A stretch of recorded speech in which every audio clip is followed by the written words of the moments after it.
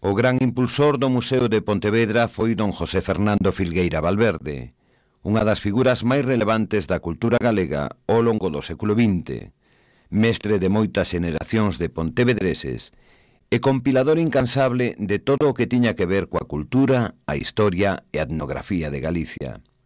Foi, sen dúbida, o noso último gran polígrafo. Parece que aos 11 anos foi cando formei parte xa dunha entidade e desde entón, pois, foi sempre, en fin, estou traballando para os demais nesas cousas, nesas tarefas de tipo social e cultural. O Museo de Pontevedra pois, é unha fundación pública e moveuse con moitísima liberdade. Nunca retirou os fondos de Castelao das salas. Tivo tamén moita importancia Castelao na orientación inicial do museo, porque foi un dos que pensou no museo foar en un museo didáctico, de xeito que se usted entra xa abaixo na arqueoloxía, xa verá que está posto como se fosen unhas láminas de un libro, as ilustracións de un libro, o paleolítico, o neolítico, o calcolítico e Sánchez Cantón.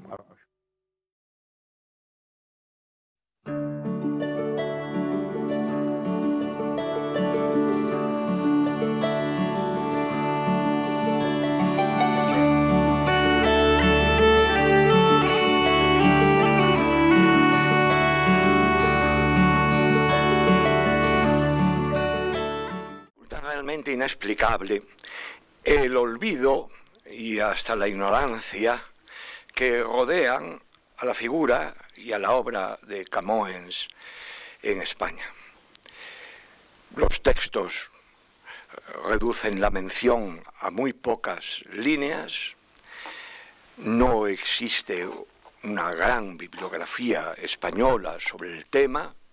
Son muy pocas las obras, los trabajos, las monografías que se publican y parece incluso que existe un cierto desdén a aspectos de su obra. Este ciclo trata de presentar de nuevo a Camões, de acercarlo a las gentes, de recordarlo en este centenario. Se ha dicho que es doloroso que un gran artista, que un escritor necesite de este estímulo, de esta presencia de los centenarios para que se conozca mejor su obra.